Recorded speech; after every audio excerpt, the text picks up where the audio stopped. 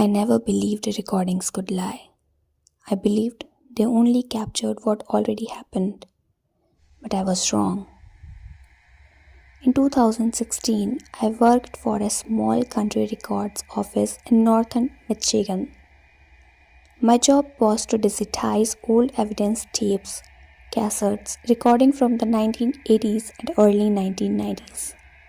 Most of time, they were useless, static, broken interviews, incomplete 911 calls. They paid me extra to work late because no one else wanted to. The building emptied by 6 p.m. After that, it was just me, a flickering fluorescent light, and rows of metal shelves holding boxes that hasn't been opened in decades. One night, I found a box without a label. No case number, no date, just a strip of messages, masking tape with one word written in faded ink. Do not play. I should have put it back, but curiosity doesn't feel dangerous until it's too late. The cassette inside looked ordinary, no mold, no damage. I put it into player, expecting static. Instead, I heard breathing. Not heavy, not panicked, measured, like someone is standing still listening. Then a voice spoke. A man's voice, low, controlled. This recording is the evidence purpose only. I frowned. That wasn't unusual. Then he said, if you are hearing this, you are not the first one. The tape clicked. Then silence. I checked the timestamp. The recording continued, but there was nothing audible. Still, something felt wrong because the silence wasn't empty. It sounded occupied. I let the tape play while I filled out paperwork. After about 10 minutes, I noticed something that made my pen stop mid-sentence. There were faint sounds beneath the silence, not static movements. Soft, friction sounds like fabric brushing against something, occasionally a dull thud. Then very faintly breathing again, closer this time. I leaned toward the speaker and realized something that made my skin tighten. The breathing was perfectly synced with my own. When I held my breath, so did the tape. I ejected the cassette. The room felt wrong afterward. Too quiet, too still. I packed up and left early.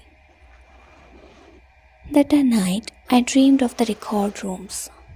In the dream, the shelves were empty, the tape recorder was still playing, and someone was standing behind me waiting for me to turn around.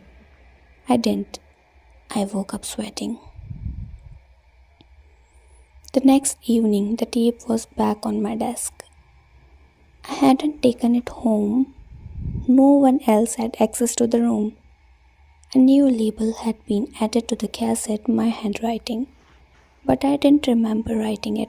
It said, played again. I didn't want to. I did anyway. The tape started differently this time. The same voice spoke again. You moved the chair.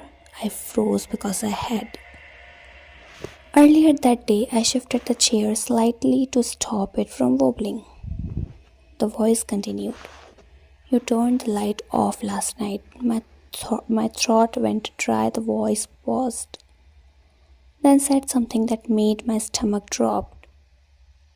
You shouldn't have done that.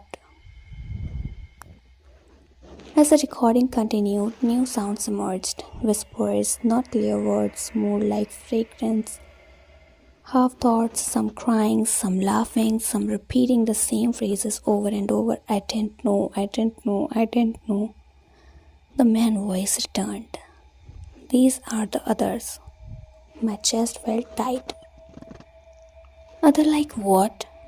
I whispered aloud. The tap answered others who listened. I searched the archive for any references to the tapes. Nothing, no case files, no transcriptions, but I did find something else. A list of former employees. 6 names were crossed out, all from 1990s, all listed as missing. The third time I played it, the recording was longer. It includes sounds of a room, footsteps, chair creaking, a man speaking calmly. You don't feel it yet, he said, but you feel. Behind his voice, something wet shifted, like skin sliding against skin. I stopped the tape. The sound continued from behind me. I stopped sleeping. I avoided reflecting surfaces because every time I looked too long, I felt something was slightly delayed. Like my reflection wasn't copying me, it was watching, waiting. On the fourth playback, the video said, "We used to believe it needed permission." There was a pause. We were wrong. The second voice appeared. This one was screaming, muffled, distant, begging to be stopped. The main voice spoke over it. "It doesn't enter you, it replaces you." I tried to destroy the tape. The cassette jammed, the ribbon couldn't snap. Instead, the recorder turned itself on. The voice spoke softly now. "It's almost quiet where you are." The tap ended. I don't work there anymore. I don't remember quitting. I don't remember leaving. But the tape is with me. It's recording right now. I can hear breathing, not mine. And when I stop this recording, it will be continued. Because it always does. If you find unlabeled tape and it tells you not to play it, understand this.